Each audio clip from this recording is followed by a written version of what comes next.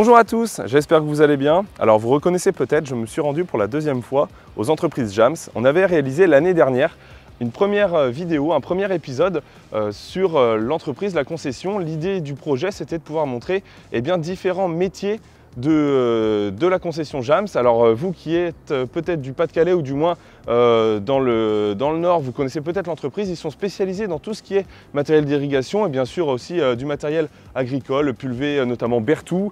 Il y a, je vois ici, du matériel Sulky aussi et tout ce qui est matériel de conditionnement et de lavage de légumes de la marque Michalak. L'idée de ce projet, c'était de pouvoir montrer les différentes marques mais aussi installations. Aujourd'hui, dans ce deuxième épisode, on va donc aller voir, je pense, des installations d'irrigation. Mais pour ça, on va aller voir Nicolas et Antoine qui m'attendent, je pense, à l'intérieur. Et puis ensuite, présentation, je dirais, des différentes machines, installations, etc. Je pense que ça va être très intéressant. Donc n'hésitez pas à vous abonner et à partager la vidéo si ça vous intéresse. Moi, en tout cas, je pense qu'on va passer une bonne journée. Allez, c'est parti!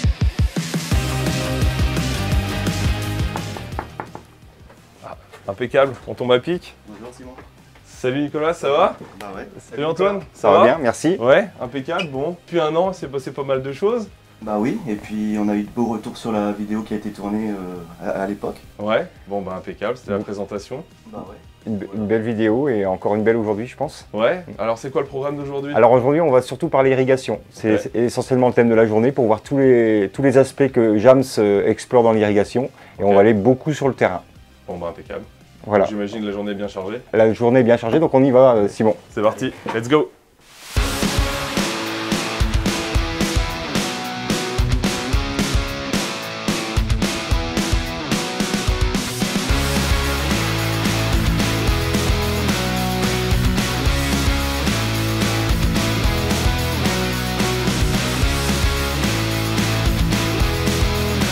Bon alors Nicolas, premier arrêt au stand. J'ai revu, je dirais sur la route, on a quand même vu pas mal d'Irimex, c'est pas pour lancer des fleurs. Et en plus de ça, on n'est quand même pas à côté de la concession, on a fait quasiment 40 minutes de route. On se situe où à peu près ici? Donc là on se situe sur le Douaisis. Donc Douaisis, donc Douai j'imagine? Voilà, c'est ça, on est près de Douai, donc où on a un gros secteur où il y a de l'enrouleur qui tourne en ce moment forcément par rapport à la météo. Là on est sur la parcelle d'un de nos clients où il y a deux machines d'ancienne génération, des machines des années 2000. Ok. Qui vont démarrer ou qui sont en train de démarrer. Qui vont être mises en route d'ici peu parce qu'on est en fin de journée. On voit l'eau qui arrive au canon. Alors, il se trouve, si j'ai bien compris, vous êtes concessionnaire exclusif Irimex. Sur quel département et depuis combien de temps? Donc Nord-Pas-de-Calais, limite Somme depuis 1988. D'accord, donc c'est pas anodin. C'est pas anodin, non. Et on a à peu près aujourd'hui un parc de 550-600 machines. Ok, donc c'est pas anodin non plus. Non, il y a de quoi faire. Ça veut dire que derrière, il y a quand même tout le service. On voit les fourgons chez vous. Donc ça veut dire qu'il y a, j'imagine, formation pour les techniciens. Ouais. Et également des temps d'intervention qui, en fonction des secteurs, sont plus ou moins importants. Enfin, il y a une organisation derrière tout ça? Il y a une organisation qui n'est pas toujours facile, en fonction de la distance, etc. Donc on a un chef d'atelier qui est là pour gérer la planification des interventions. Ouais. J'imagine. Les machines en tout cas ont l'air relativement propres. Je vous mettrai quelques images pour que vous puissiez vous en rendre compte. Le client chez qui on est a combien de machines? 5 machines aujourd'hui, mais il en a eu une bonne dizaine depuis qu'il irrigue. D'accord, une bonne dizaine. Ouais. Et tu me disais tout à l'heure en off, il échange 2 par 2? Ouais, souvent. Donc si j'ai bien compris également, donc je comprends beaucoup de choses aujourd'hui, c'est qu'au final, ici l'irrigation c'est quand même très important pour les légumes, notamment pour les cultures légumières. Ouais, très important. Ouais. Bon, je rejoins Antoine pour le prochain chantier. Ok, moi je vais aller rejoindre le client. Ok, qui doit être par là en train de mettre sa machine en route. C'est ça. Enfin, terminé j'imagine. Ok. Ça marche. Antoine, deuxième étape de notre trajet. On est sur quel type d'installation ici? Est-ce que tu peux nous expliquer la culture, etc. Alors nous sommes dans une parcelle de légumes de haricots verts avec 2 enrouleurs Irimex qui fonctionnent dans la même parcelle en même temps. Ok, donc est-ce que c'est parce qu'il y en a un qui a un essieu, un autre qui a un double essieu? Est-ce que tu peux expliquer peut-être les différences? Alors ce sont deux machines de taille différentes puisqu'elles ont été achetées à 2 moments différents pour répondre aux contraintes des longueurs de parcelles. On a une machine de 600 mètres et une machine de 550 mètres. Ok, 600 et 500. Et aujourd'hui, ça va jusqu'à combien un enrouleur? La plus grosse machine qu'on est capable de vendre, c'est une machine de 770 mètres. Ok. Alors, question, je dirais, plus basique pour vous aussi, je dirais qui nous regardez. est-ce que moi potentiellement je suis agriculteur, on va dire, je dirais j'aimerais investir dans de l'irrigation sur mon exploitation. Comment chez vous, chez Jams, eh bien, vous mettez en place un projet, par quoi ça démarre, qu'est-ce que vous regardez chez un client, etc. Est-ce que tu peux nous expliquer finalement la façon dont vous allez démarrer un projet? Alors quand l'agriculteur n'est pas équipé du tout, on va déjà regarder sa typologie de parcelle pour voir en gros ce qu'on est capable d'irriguer avec le même forage ou la même solution de pompage.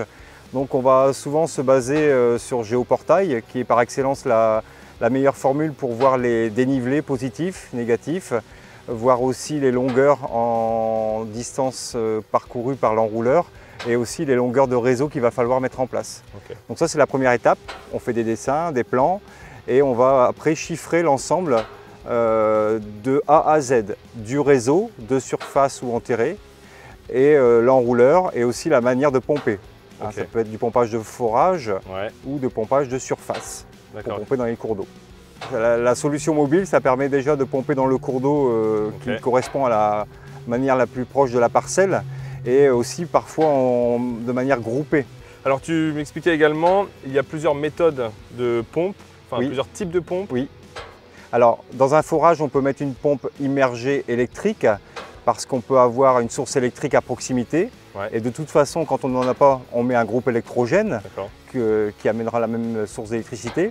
Et puis la deuxième manière dans un forage d'animer une pompe, c'est de l'animer par un moteur thermique diesel, quand on n'a pas la source électrique, avec un renvoi d'angle qui va animer le mouvement dans le fond du forage.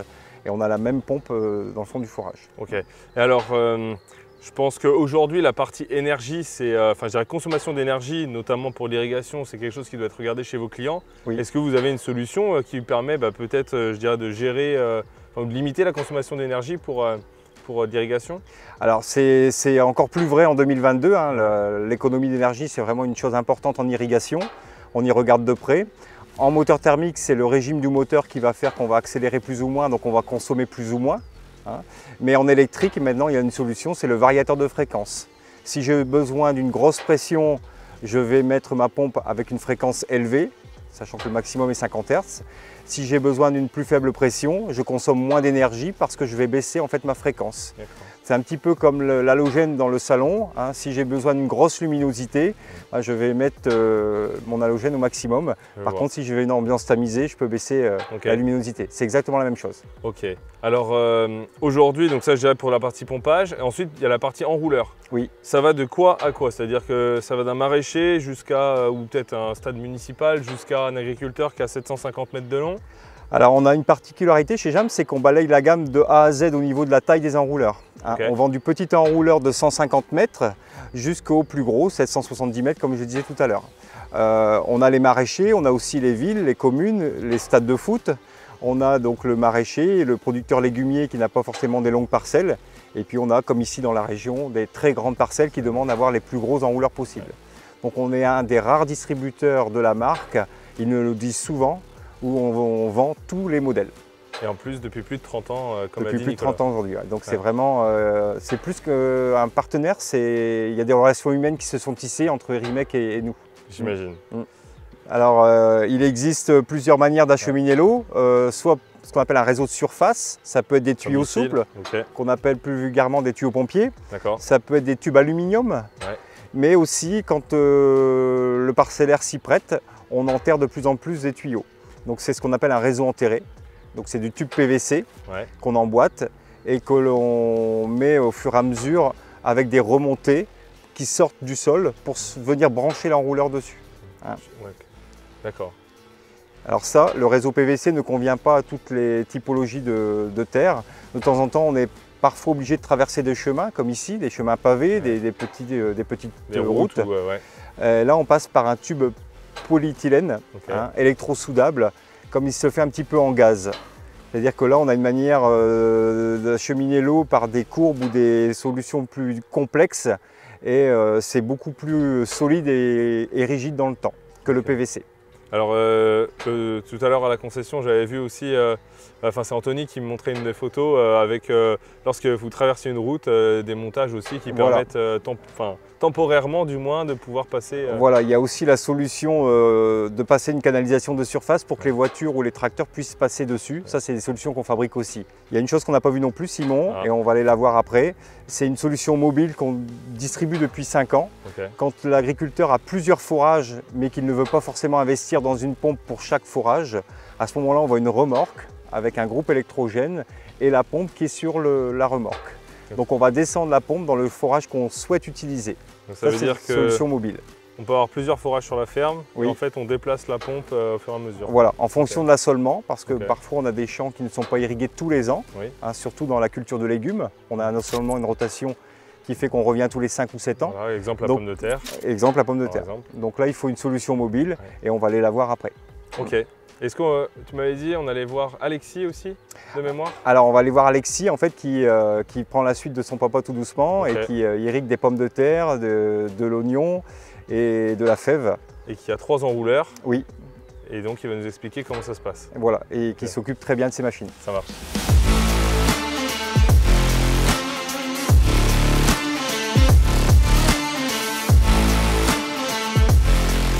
Alors j'arrive au champ comme Antoine me l'a suggéré. L'idée c'était de voir avec Alexis, donc, qui est utilisateur de plusieurs enrouleurs, c'était de le retrouver et de comprendre en fait comment se passe une saison d'irrigation. Salut Alexis, comment ça va? Ça va très bien et toi? Ouais, la forme. Bon alors l'idée c'était de voir, donc j'ai eu le temps de voir, je dirais de prendre quelques prises de vue au drone quand tu déroulais. Comment se passe une saison d'irrigation chez vous? Je vois que vous êtes dans les pommes de terre. Ouais. Est-ce que tu peux nous en dire plus là-dessus? Bah, nous, on irrigue surtout nos pommes de terre, nos choux-fleurs et tout ce qui est fèves. Et aussi arroser avant de faire le sol, travailler le sol, quoi. Ah ok, donc vous arrosez, je dirais peut-être au printemps? Ouais, bah alors on va démarrer une saison souvent vers la fin mars. Ok. Puis on peut finir, si le temps est chaud comme ça, septembre. Jusqu'à septembre. Ouais. Parce que chez vous, donc, en termes de proportion, ça représente combien à peu près les pommes de terre par rapport aux choux-fleurs ou Bah, alors les pommes de terre, on n'en a pas énormément, on a 40 hectares, donc c'est pas beaucoup d'irrigation. D'accord. Par contre, les choux-fleurs, on est à 60 hectares. Et du coup, ça demande plus d'irrigation, mais moins intensif. Par exemple, on va mettre du 18-20 mm, alors qu'en pommes de terre, on est à 30 mm. On va passer moins souvent. Alors pommes de terre, chou-fleur, ce serait plus régulier, quoi. Ok, d'accord. Et concrètement, parce que je dirais certains qui nous regardent, qui ne sont pas forcément de l'agricole, peuvent dire l'irrigation, attention, on puise dans les réserves en eau, etc. Sauf que concrètement, aujourd'hui, c'est je dirais à la fois économique, j'imagine, pour vous, mais c'est aussi, c'est une sécurité, j'imagine. Et en termes de proportion, finalement, c'est pas exceptionnel puisque vous… Bah, c'est vrai que c'est pas exceptionnel et puis surtout que si par exemple ça va pas dans les nappes ou autre chose, et ben on aura des restrictions qui vont faire qu'au final ça va se lisser sur plusieurs années. Sûr. Ou alors une année comme l'année passée où on n'irrigue pas beaucoup, les nappes remontent et au final sur 5 années ça va se lisser, quoi. Alexis, je voulais aussi te poser une question, c'était depuis combien de temps finalement vous irriguez sur l'exploitation? Alors c'est plus vieux que moi j'ai 24 ans là, et mon père a commencé 10 ans avant moi, donc en 1988, donc ça fait 34 ans pour l'instant. Alors 34 ans avec les entreprises Jams ou pas? Oui, avec les entreprises Jams. En fait, il a commencé avec 1 hectare, donc il n'y avait pas grand chose, et il s'est développé un petit peu petit à petit en faisant de la petite irrigation. Et cette irrigation-là lui a permis d'avoir des meilleurs rendements et du coup de carrément exploser par la suite. De trouver des débouchés, j'imagine, etc. C'est ça. Mais de se dire que l'irrigation, c'était le côté où il fallait investir. D'accord. Ça vous a permis, j'imagine, de sécuriser, etc. Enfin, je compare ça un peu à l'exploitation de mes parents où on fait de la pomme et toute la partie pomme de table, on a de l'irrigation aussi et ça permet de sécuriser le rendement pour être sûr d'avoir de… Puis même, à la base, c'était pour sécuriser le rendement, mais maintenant, de nos jours, par exemple, là, cette année, si on n'arrose pas les champs avant de planter, on ne peut pas planter. Alors ça veut dire que concrètement, parce que c'était ma prochaine question, si tu n'irrigues pas, il se passe quoi? Alors là, si j'irrigue pas, je plante pas, ou alors j'attends qu'il pleut, mais bon, pas tant longtemps. Alors que ce soit pommes de terre ou les choux? Alors pommes de terre, non, pommes de terre, ça va, les terres sont assez bonnes quand on plante. C'est plus pour la suite, les pommes de terre ça reste du rendement, je pense. Par contre, c'est par exemple pour les choux-fleurs et pour les choux, les terres sont tellement sèches qu'on ne peut pas planter, c'est pas possible, la motte ne se développe pas et ensuite le fleur ne pousse pas, ça fait des mauvais choux-fleurs, c'est pas super. Enfin, c'est pas vendable quoi. Voilà. Nous ce qu'on veut, on va chercher c'est des belles feuilles, une belle pomme et ça on l'a grâce à l'irrigation. Ok, donc ça je vais en filmer, je vais vous mettre quelques images pour vous montrer à quoi ressemblent des beaux choux-fleurs justement. Alors chou-fleur ou chou-pomme, non? Alors on fait des choux-fleurs, choux blancs, choux rouges. D'accord, ok. Puis après on a aussi les fèves. Et ça les fèves, pareil, on est obligé d'arroser avant, après et pendant. En ce qui concerne plutôt chez Jams, vous avez combien d'enrouleurs? Alors là chez Jams on a 3 enrouleurs à nous, à notre ferme, 2 motopompes et une pompe électrique. Ok. Et on a aussi qu'on utilise 2 enrouleurs en Cuma, donc toujours Irimec chez Jams. Ok. Et voilà, donc des fois on tourne à 5 enrouleurs, c'est rare, mais quand vraiment des fois 5 enrouleurs. Donc j'imagine que c'est beaucoup de boulot entre dérouler, etc. Oui, ben là par exemple, bon là je suis allé un petit peu vite pour celui-ci, mais sinon il faut compter pour un bon enrouleur bien fait 1h30 sans problème. Donc s'il y a des problèmes, ça peut aller bien plus loin. Et après, 1h30 par enrouleur, il faut multiplier ça par le nombre d'enrouleurs qu'il y a. J'imagine. Et puis aussi être disponible pour, s'il s'arrête, par exemple, la pompe nous envoie un message et on doit retourner là-bas pour le remettre en route. Parce que grâce avec les enrouleurs que vous avez une surveillance finalement, vous pouvez voir quand est-ce qu'ils s'arrêtent, où est-ce qu'ils en sont, etc. C'est ça. Et ben en fait, sur le Dosidis, il est relié à mon portable, donc là-bas je peux programmer mon portable. Il va m'envoyer un message pour me dire que le cycle est démarré avec succès, tout va bien. Et moi, de mon côté, je vais pouvoir lui envoyer un message qui s'appelle statut. Je lui envoie statut. Il m'envoie sa vitesse réelle, la vitesse programmée, l'heure d'arrivée, la pression et tout des trucs comme ça. Et ça te permet de voir Ça me permet de voir s'il va bien. Mais lui, personnellement, il va m'envoyer un message si ça va pas. Par exemple, si la pression baisse, chute d'un coup, il va s'arrêter. Donc il va fermer cette vanne qui est ici. L'eau va plus pouvoir arriver. Et lui va m'envoyer un message manque pression. Donc là, il faut que tu interviennes. C'est ça. Souvent ça c'est le plus fréquent. Après en signal d'erreur aussi on a changé la vitesse mécanique. Par exemple ton enrouleur doit aller à 30 m/h et il n'arrive pas à fixer cette vitesse. Lui par sécurité il va s'arrêter et il va t'envoyer un message changer la vitesse mécanique. Ok, donc ça pourrait correspondre notamment si tu n'as pas le bon débit ou la bonne pression dans le tuyau par exemple. C'est ça, ouais. Ok, donc en soi ce serait la motopompe, la pompe qui pourrait avoir un problème potentiellement. Ouais, ou alors par exemple ça m'est arrivé la semaine dernière. J'ai mis en route et l'enrouleur ne s'enroulait pas. Pourtant la pression arrivait et elle variait un petit peu. Et là il y a la turbine. Et en gros dans la turbine il y avait un rat. Le rat était rentré dedans. Ah oui, mauvaise surprise. Voilà. Et pour maîtriser à peu près un enrouleur, il faut combien de temps? Maîtriser parfaitement un enrouleur? Alors parfaitement, je sais pas, mais tu sais… Savoir le dérouler. Ouais, le déroulé, etc. Parce que ce que j'ai compris, c'est assez technique finalement. Alors le problème, c'est pas que… Enfin, c'est technique. C'est bien de savoir dérouler un enrouleur et c'est super, mais ce qui est le plus dur, c'est savoir le suivre. Donc quand il est en route, par exemple, s'il s'arrête, qu'on a une erreur, savoir directement analyser l'erreur et pas chercher plein de choses. C'est à force d'en faire. Donc, je pense qu'au bout d'1 an d'enrouleur, un an où on a fait vraiment des enrouleurs, et ben on commence à connaître les problèmes. Mais là par exemple ça fait 3 ans que j'en fais et j'apprends encore des choses.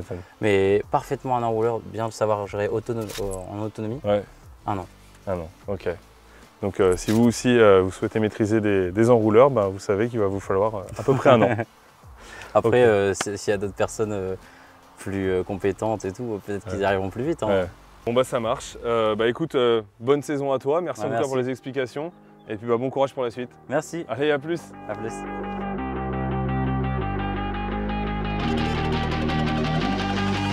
Merci en tout cas pour votre accueil pour pour ce deuxième épisode. Merci à toi. Merci.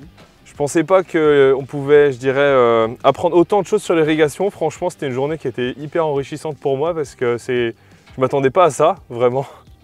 Je pensais que c'était quelque chose qui était beaucoup plus, qui était moins technique finalement. Il y a beaucoup de choses à dire. Beaucoup de choses à dire, que ce soit sur l'installation et même Alexis avec tout ce qu'il nous a expliqué sur l'utilisation finalement. Nous aussi, Simon, on a passé une super journée. Merci. Merci à vous. Et on se revoit bientôt donc, pour parler conditionnement du légume avec Nicolas. sur la fin de l'automne. C'est prévu. Donc on n'attend pas un an, non, malgré les conditions. Si tout va bien, ça se fera à l'automne. Ok, bon bah super, on fait ça. Et tu n'oublieras pas ton béret la prochaine fois? Ah oui, la casquette. Ça marche. Bon les gars, merci à vous. Merci Simon. Allez, à la prochaine. Merci. Salut. À bientôt. Salut. Alors, comme vous l'aurez compris, 3e épisode qui va bientôt suivre. J'espère en tout cas que cette vidéo vous aura plu. C'était un contenu qui change un petit peu. Vous voyez, l'irrigation, c'est des choses qu'on n'a pas forcément l'habitude, je dirais, d'expliquer, etc. Si cette vidéo vous a plu, n'hésitez pas à la partager, à la commenter. Je vous invite également à aller sur la page Facebook de chez Jams, à aller l'aimer, notamment pour aller voir toutes les actualités qu'il poste régulièrement sur la page. Moi, je vous dis à la prochaine pour une prochaine vidéo. Allez, ciao!